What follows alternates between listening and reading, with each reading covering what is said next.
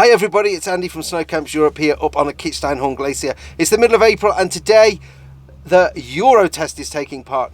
Now we don't typically have a Eurotest here in Kaprun. It's normally at Hinterreich just down the road or in the Alberg, but due to COVID lots of changes with the level 4 teaching exam this year, and therefore the Eurotest is going to be held here today on the Kitzsteinhorn.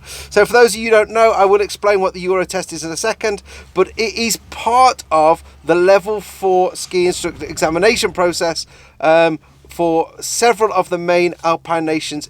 It's quite controversial. A lot of people don't think that you should have to be able to pass the Eurotest to be a ski teacher, but other people, mainly those who've passed it and those who put the law in place, say that you do. So what is the Eurotest? The Eurotest is one half of a two-part test that you have to pass within your level 4 qualification to be a top level ski teacher, or sorry, to be qualified as a top level ski teacher, because there are lots of top level 3s and level 2s and level 1s out there as well who are equally as good teachers, some if not better than those people who have passed the Eurotest. It's two parts. One part is the Eurotest, which is a giant slalom race, and the other part is the Euro safety test, which is basically your off-piste avalanche guiding part of the exam. So here in Austria we call that the Alpine course, and that's 2 weeks of the final level 4 exam, and then we have the Eurotest. Now the Eurotest, I say, it's a giant slalom race where the competitors who want to be top level ski instructors have to race against people who have set a time who are calibrated against the current world champion. So what this means is and what you'll see today for the video is you'll see there are some guys here who are racers who are going to pass this. And then the guys who are ski teachers who are going to struggle to pass this. Some of them will pass because they have trained extremely hard. They are very fit. They may have a racing background. But the ones that don't have a racing background, this is going to be difficult. To give you an example, less than 10% of the British people that take part in the Eurotest pass the Eurotest. So there you go. That's basically what it is. It's a timed race down a GS course. It's normally around about a minute in length, and you'll see the course as we go through the video today. We're going to show you some of the openers, we're going to show you some of the racers, ski teachers, and we're going to see some of the ski teachers. But we wish them the best of luck, and we're going to just go over now to the course and take a look. So as you can see, the last bit of the course preparation is just going on now. The Ausbildners, the trainers from the course, are just coming down, and the time setters are in the start gate. They are getting ready to set the times. As you see, the top half of the course is relatively flat, so you're going to have to keep your speed here. You're going to have to glide down here quite quickly. You then come to what is normally a lip. There's normally a lip here which catches people out, but today, because you've got so much snow, the lip isn't as severe, so they're going to be able to take their speed into the steeper section, which is going to help.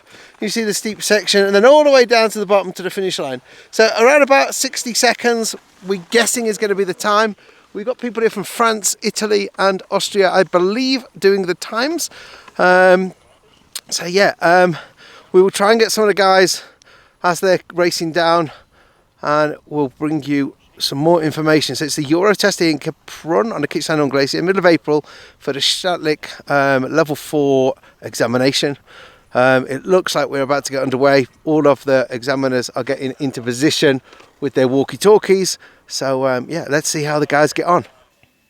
So the first of the time setters is coming down now. As you can see, looks pretty good. Obviously racing background, FIS racer, not having any problems with this course. The snow is relatively soft. You would expect it to rut up pretty soon, although it actually held up quite well. As the second of the time setters, again, got a lot of speed even on this flat gliding section, takes it over what would be that lip normally into the steeper section, and is, I wouldn't say he's flying, but he's going very fast.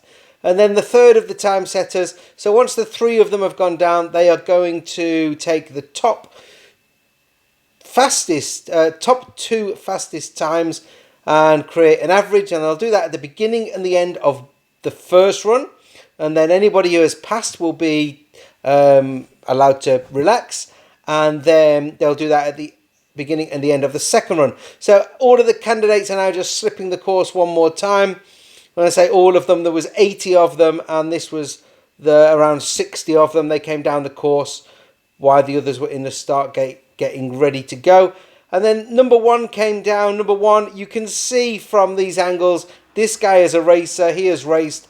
He's passed this before he's even got to the end line, to the finish line. He for sure is going to pass. He did pass. And you can see he's a racer. He's a racer who wants to become a level 4 ski teacher.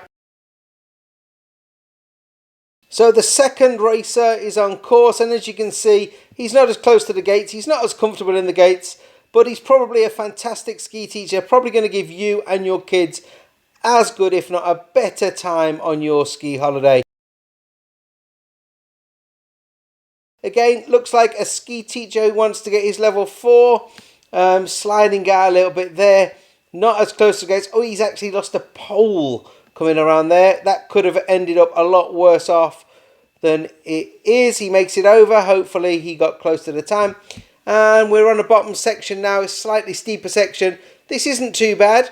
I wouldn't say this guy is from a racing background, but he has obviously trained quite considerably and hopefully is in with the chance of passing the test today. One more on the steeper section. It doesn't look too bad. I would think they've done a little bit of racing, or they've done a fair bit of training. They're relatively tight on the gates. And yet this doesn't look too, a little bit late there.